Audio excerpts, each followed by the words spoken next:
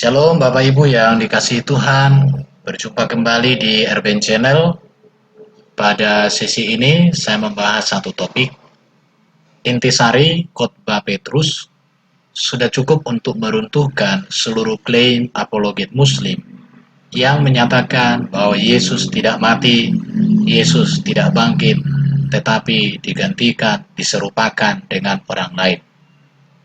Kebenaran yang sangat luar biasa dapat kita temukan di dalam intisari khotbah Petrus, sebagaimana tertulis di dalam Kisah Para Rasul. Bapak Ibu yang dikasihi Tuhan, seringkali saudara-saudara kita apologet Muslim, apalagi yang mantan-mantan Kristen, seringkali mengatakan bahwa Yesus tidak mati disalib, Yesus tidak bangkit, tetapi dia diangkat ke langit, bahkan diserupakan dengan alasan-alasan yang tidak berdasar lainnya. Untuk itu, maka saya melihat khotbah atau intisari khotbah Petrus ini sudah cukup untuk meruntuhkan seluruh argumen-argumen tersebut. Yang pertama, kita perlu tahu siapa Petrus. Mengapa kita perlu tahu siapa Petrus?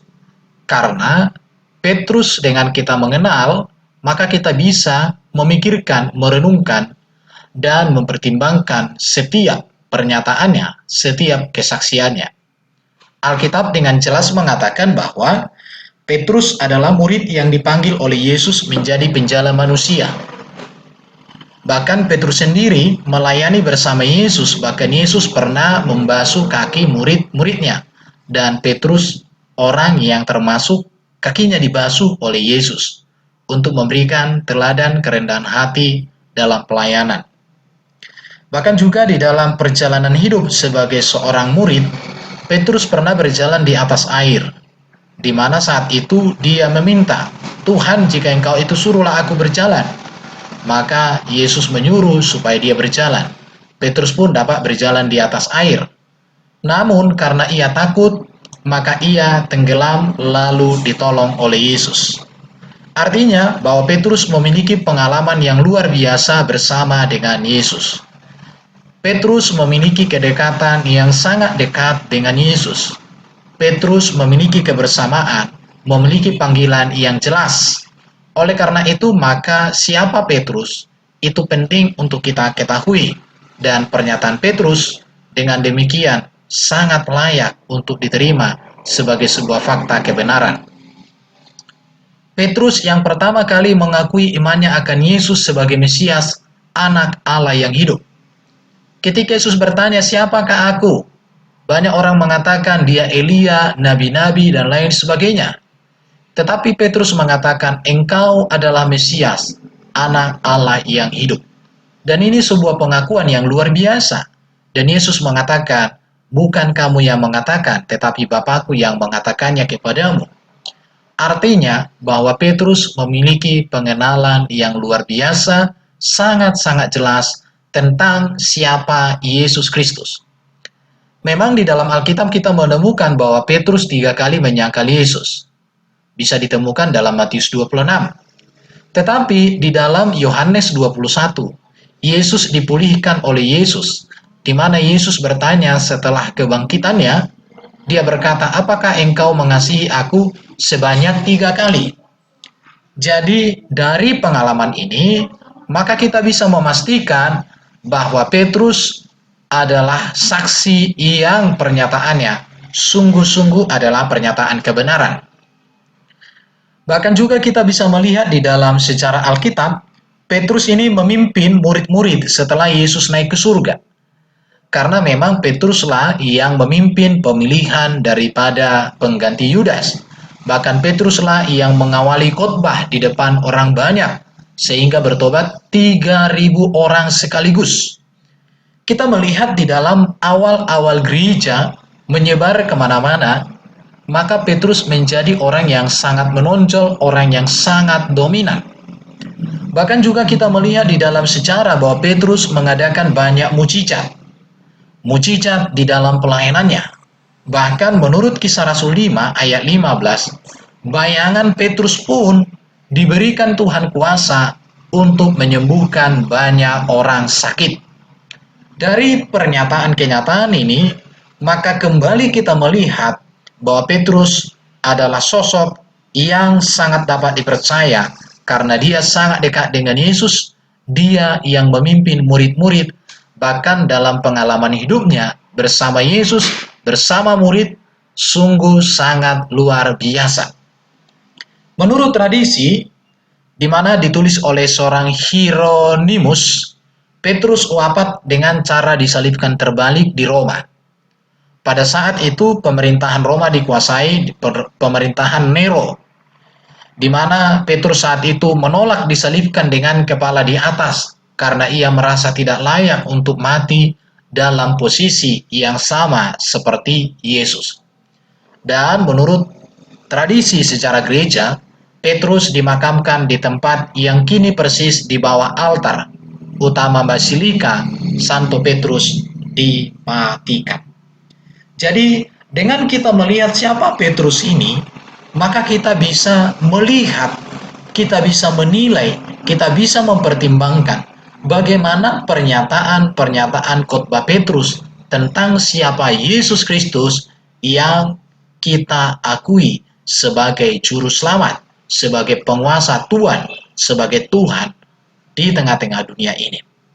Mari kita melihat bagaimana pengakuan Petrus atau intisari khotbah Petrus di dalam Kisah Rasul 2 ayat 22, 24, 30 dan 36. Saya bacakan demikian.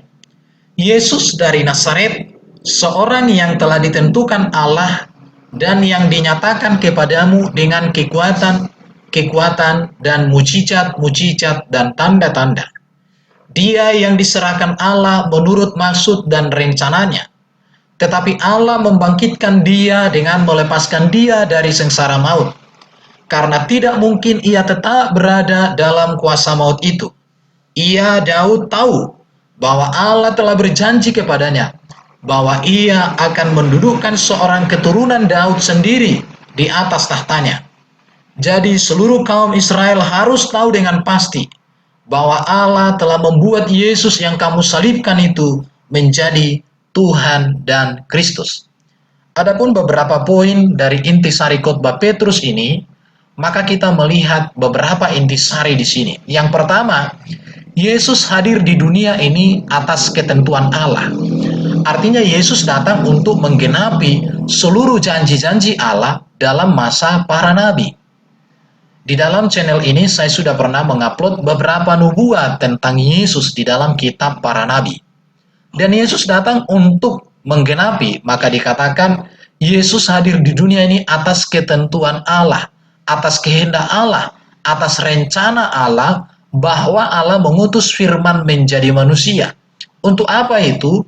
Tentu kalau kita membaca Alkitab, maka jelas bahwa Yesus hadir untuk memberikan keselamatan, penghapusan dosa, menjamin hidup yang kekal, menggenapi seluruh kitab para nabi hukum Taurat, bahkan memberikan teladan etika dan moral, dan menunjukkan kuasa Allah, kehebatan Allah di tengah-tengah dunia ini.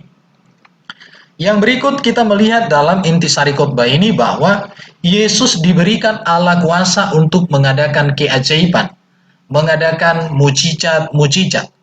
Pengajarannya ajaib, perbuatan mujizatnya ajaib, baik yang berkaitan dengan sakit penyakit, berkaitan dengan kuasa kegelapan, berkaitan dengan alam semesta, dan berbagai-bagai persoalan hidup manusia diselesaikan oleh Yesus melalui kuasa yang Allah berikan.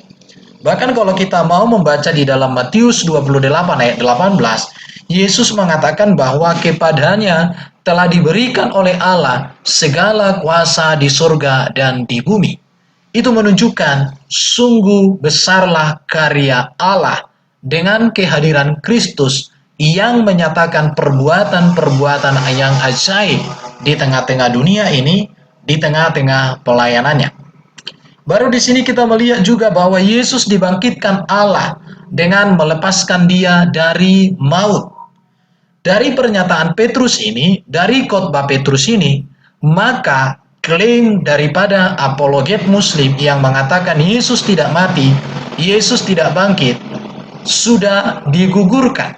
Mengapa? Karena Petrus orang yang hidup sejaman dengan Yesus, melayani bersama Yesus, melakukan mujizat, mengalami mujizat, merasakan mujizat, melihat, dan hidupnya diberikan seutuhnya kepada Yesus. Dia berkata bahwa Yesus dibangkitkan Allah dengan melepaskan dia dari maut.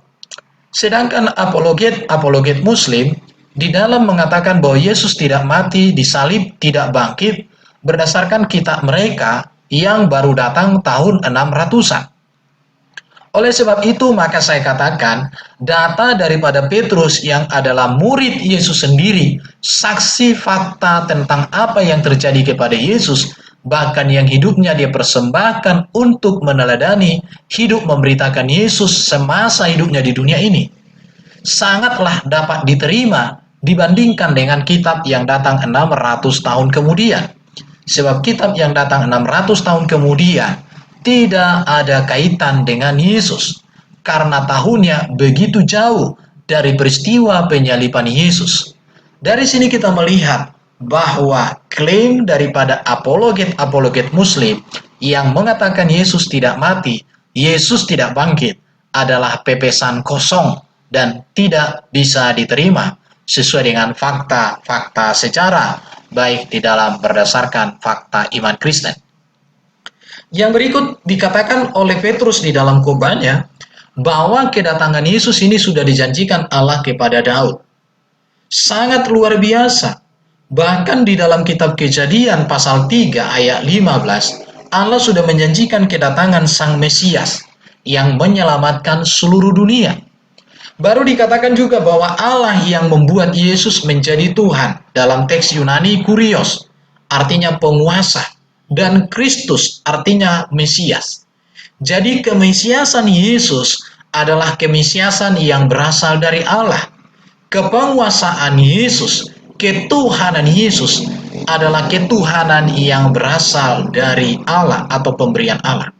Maka dari sini saya mau menegaskan kepada semua kita, orang Kristen, secara khusus para apologet Muslim yang seringkali memberikan tuduhan-tuduhan bahwa Yesus tidak mati, Yesus tidak bangkit, Yesus tidak berkuasa, Yesus tidak benar dengan seperti di dalam kitab Alkitab. Maka saya katakan berdasarkan intisari khotbah Petrus ini, apa yang mereka sampaikan adalah pepesan kosong. Apa yang mereka sampaikan tidak diterima oleh iman Kristen, tidak diterima di dalam kekristenan. Mengapa?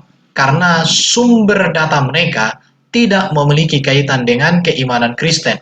Bahkan keimanan Kristen sudah rampung, sudah tersusun dengan baik di dalam kitab suci Alkitab Perjanjian Baru dan Perjanjian Lama, baru kemudian kitab mereka datang. Dengan demikian, maka klaim-klaim mereka runtuh seketika. Yang berikut yang kedua, intisari khotbah Petrus bisa kita lihat di dalam Kisah Rasul 3 ayat 13 sampai 15, 19, 20, 22, 25, 26. Allah Abraham, Ishak dan Yakub, Allah nenek moyang kita telah memuliakan hambanya yaitu Yesus. Tetapi kamu telah menolak yang kudus dan benar. Pemimpin kepada hidup telah kamu bunuh, tetapi Allah membangkitkan dia dari antara orang mati. Sadarlah dan bertobatlah, agar Tuhan mengutus Yesus yang dari semula ditentukan bagimu sebagai Kristus. Bukankah telah dikatakan Musa, Tuhan Allah akan membangkitkan bagimu seorang nabi dari antara saudara-saudaramu, sama seperti aku. Dengarkanlah dia dalam segala sesuatu yang dikatakannya kepadamu. Ia Allah berfirman kepada Abraham, oleh keturunanmu semua bangsa di muka bumi, dan bagi kamulah pertama-tama Allah membangkitkan hambanya, dan mengutusnya kepada kamu, supaya ia memberkati kamu. Dari intisari khotbah Petrus ini, maka saya menemukan beberapa poin penting, bahwa Allah Israel telah memuliakan Yesus sebagai hambanya. Kapan Yesus dimuliakan sebagai hamba Allah? Dimuliakan oleh Allah. Yesus dimuliakan ketika Yesus bangkit dari kematian dengan tubuh kemuliaan. Dan hal itu diteruskan dengan kenaikan Yesus ke surga, ke langit, untuk menyediakan tempat bagi orang yang percaya. Dari sini kita melihat bahwa kemuliaan Yesus, kemuliaan yang diberikan oleh Allah kepada Yesus, tidak pernah dimiliki para nabi sebelumnya, di mana para nabi sebelumnya tidak pernah dimuliakan seperti Yesus, di mana Yesus dibangkitkan dari kematian, hidup dalam kemuliaan, menampakkan diri berulang-ulang, dan naik ke surga dalam kemuliaan untuk menyediakan tempat bagi yang percaya. Elia memang dimuliakan tetapi hanya diangkat ke surga, tetapi tidak menyediakan surga bagi orang percaya. Bahkan Elia tidak pernah mengalami kematian dan tidak pernah menampakkan diri berulang-ulang setelah kematian dan bangkit naik ke surga. Tidak pernah. Oleh karena itu, maka kemuliaan Yesus yang diberikan oleh Allah kepadanya sangat berbeda dari semua para nabi. Bahkan dalam hal ini, Yesus lebih utama, unggul di atas segala-galanya. Yang berikut di sini dikatakan bahwa Yesus ditolak dan dibunuh atau disalibkan oleh orang Israel karena para tua-tua menghendaki demikian.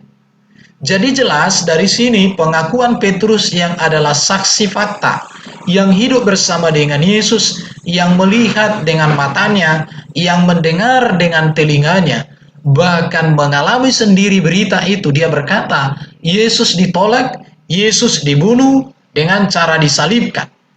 Padahal Yesus adalah seorang pemimpin kepada hidup. Petrus mendengar sendiri bahwa Yesus mengatakan, "Akulah kehidupan, aku jalan kebenaran dan hidup. Aku memiliki hidup dan berkuasa memberikan hidup. Barang siapa percaya kepada Yesus, tidak mati, dia hidup walaupun sudah mati." Jadi dari sini kita melihat bahwa khotbah Petrus, intisari khotbah Petrus telah meruntuhkan setiap argumen-argumen kaum-kaum apologet Muslim yang mengklaim bahwa Yesus tidak mati, tidak bangkit, dan segala-gala sesuatunya. Yang berikut dikatakan bahwa Allah membangkitkan Yesus dari antara orang mati. Sangat jelas sekali bahwa Yesus memang bangkit. Bahkan Petrus sendiri pergi ke kubur itu melihat bahwa kubur itu kosong. Bahkan Petrus sendiri berjumpa dengan malaikat yang mengatakan bahwa Yesus sudah bangkit. Bahkan Petrus sendiri berjumpa dengan Yesus berulang-ulang selama 40 hari yang menyatakan diri Yesus kepadanya bahwa dia telah bangkit. Dan banyak sekali. Jadi betul bahwa Allah membangkitkan Yesus dari antara orang mati.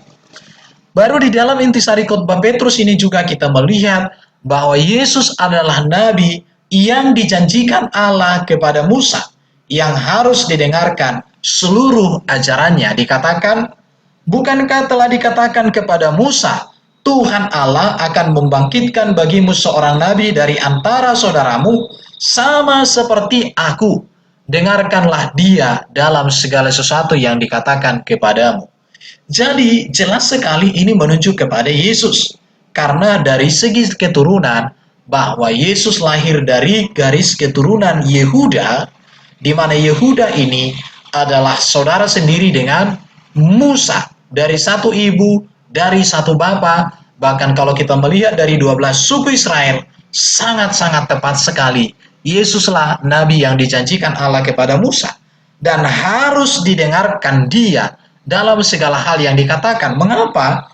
Karena memang Yesus di dalam pelayanan, dalam hidupnya, mengajarkan kebenaran dengan sempurna, meneladankan kebenaran dengan sempurna. Etika dan moral yang dinyatakan oleh Yesus, yang diajarkan oleh Yesus, yang dibawa oleh Yesus, yang diteruskan oleh Yesus adalah yang sempurna. Tetapi ada orang mengklaim bahwa mereka mengikuti Yesus, tetapi ajaran etika dan moral yang diberikan oleh Yesus berbeda dengan yang mereka kerjakan. Ajaran yang disampaikan Yesus berbeda dengan ajaran yang mereka lakukan. Jadi dari sini kita melihat bahwa Yesuslah seorang nabi yang diutus Allah yang dijanjikan kepada Musa. Yang berikut, Yesus adalah keturunan yang dijanjikan Allah kepada Abraham untuk memberkati bangsa-bangsa. Bisa kita baca Kejadian 12 ayat 1 sampai 3 dan Kejadian 22 ayat 18 dikatakan, oleh keturunanmu semua bangsa di muka bumi akan mendapat berkat. Siapakah keturunan yang lahir dari garis keturunan Abraham yang menjadi berkat bagi bangsa-bangsa? Itulah Yesus. Karena Yesuslah yang menjadi berkat bagi bangsa-bangsa. Karena Yesus membawa damai bagi semua bangsa. Yesus membawa keselamatan bagi semua bangsa. Yesus membawa teladan etika dan moral yang sempurna bagi semua bangsa. Tetapi ada sekelompok orang tertentu yang mengklaim bahwa yang dijanjikan kepada Musa dan kepada Abraham ini adalah nabi mereka. Tetapi kalau kita melihat dari segi ajaran, dari segi etika dan moral kehidupan, sangat jauh berbeda sekali dengan apa yang dinubuatkan Allah kepada Musa dan Abraham. Tetapi mereka hanya suka mengklaim, tapi klaim mereka tidak pernah berkaca dengan sungguh-sungguh, dengan bertanya kepada hati nurani mereka. Mereka berpikir bahwa yang penting diklaim, hasil kemudian apapun dampaknya kemudian. Tetapi mereka memang menjadi apologet tebal muka yang hanya memiliki keberanian berbicara, tetapi tidak memiliki keberanian untuk menggali data, dan membuka data secara benar dan tepat.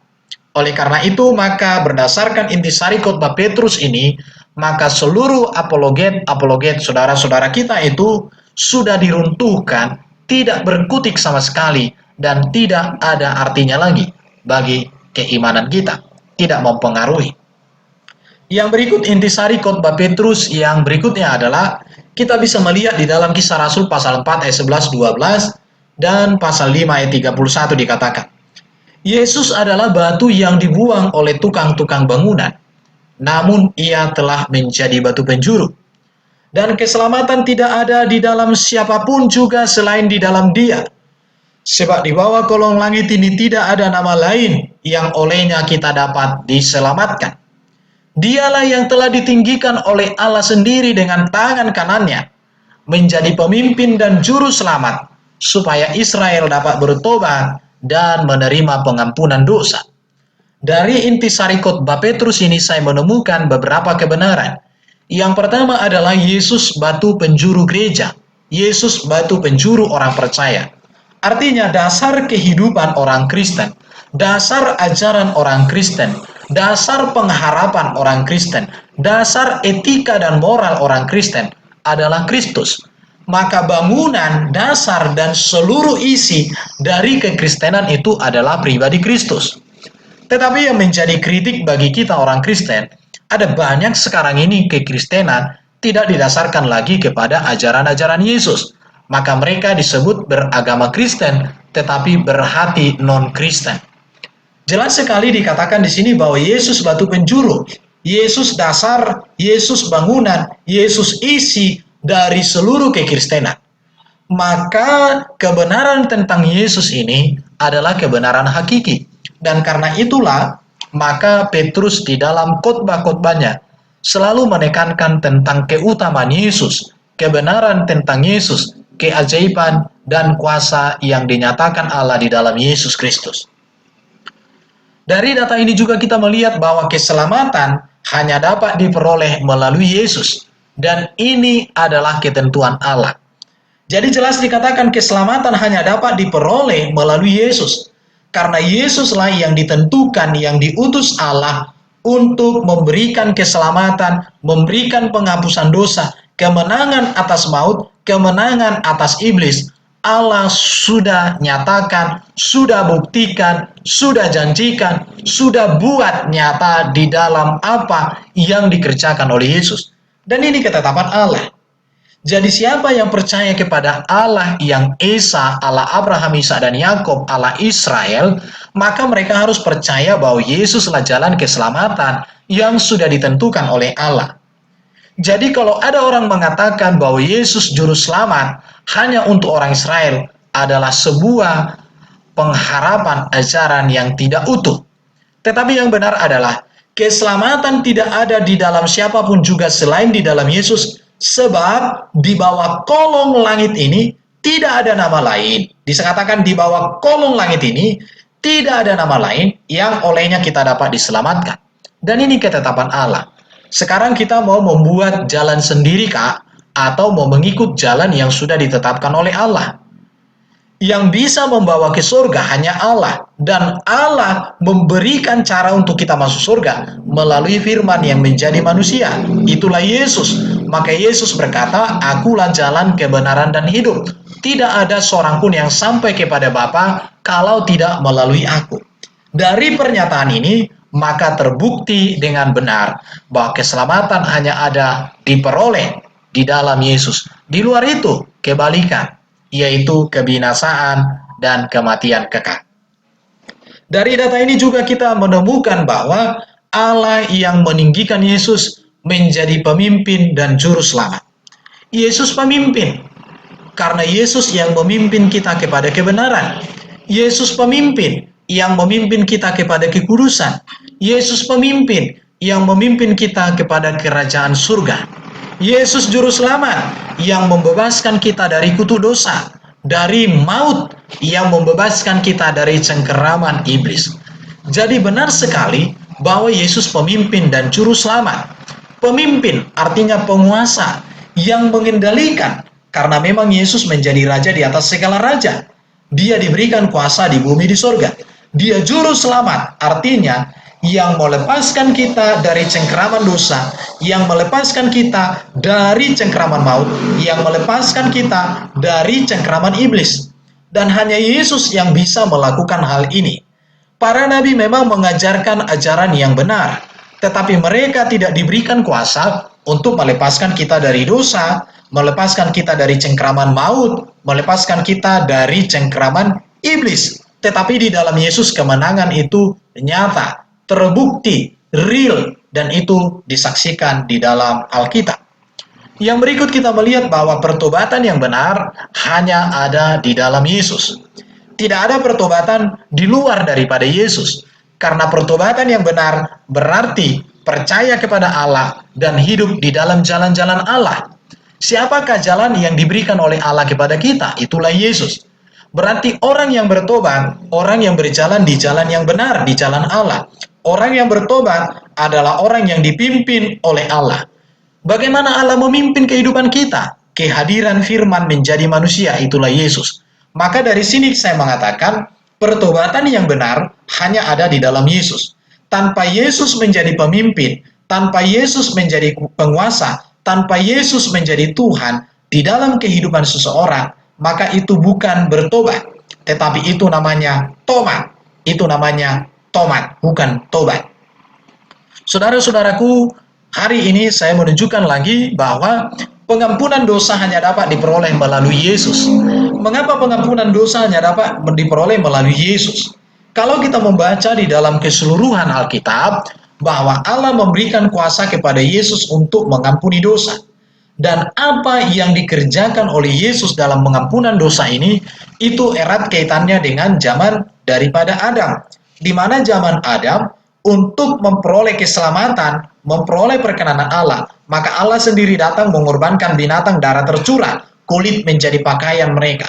Bahkan janji kedatangan Sang Mesias yang akan melepaskan manusia dan yang akan mengalahkan iblis, itulah Mesias dan itulah Yesus, keturunan yang mengalahkan iblis. Bahkan seluruh perjanjian-perjanjian keselamatan, penghapusan dosa di dalam kitab-kitab para nabi, kitab Taurat dan kitab para nabi, selalu berbicara tentang pengorbanan, adanya darah yang tercurah. Bahkan perjanjian keselamatan ditandai dengan tanda darah. Dan Yesuslah yang menyempurnakan, yang menggenapi, dan seluruh kurban-kurban itu sudah sempurna di dalam kehadiran Yesus. Maka dari sini sangat jelas, berdasarkan intisari khotbah Petrus ini, pengampunan dosa hanya dapat diperoleh melalui Yesus. Dan memang Yesus satu-satunya dari semua tokoh-tokoh di dalam Alkitab yang tidak berdosa. Oleh karena dia datang dari surga, firman yang kudus yang mulia menjadi manusia, dan dia sudah pergi ke surga, dan dia menyediakan surga bagi kita, dan dia datang di hari zaman menjadi hakim yang adil. Dari pribadi Kristus yang begitu agung, yang sempurna, yang tidak berdosa, yang kudus ini, maka pengampunan dosa terbukti dapat dipercaya di dalam pribadi Yesus itu. Tetapi kalau orang dia sendiri masih berdosa, dia tidak bisa menyelesaikan dosanya, maka dia tidak layak menjadi teladan, tidak layak untuk diikuti sebagai jalan keselamatan kebenaran, tidak layak. Tetapi Yesus lebih dari layak, karena memang itulah pribadinya yang mulia dan kudus.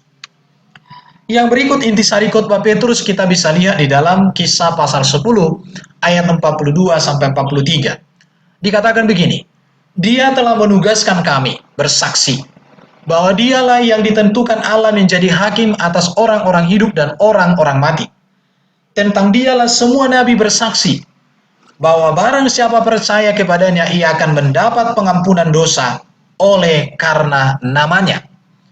Dari data ini, maka kita bisa melihat beberapa fakta yang luar biasa disampaikan Petrus. Petrus dan para rasul ditugaskan oleh Yesus untuk bersaksi, untuk memberitakan Injil, memberitakan kabar baik.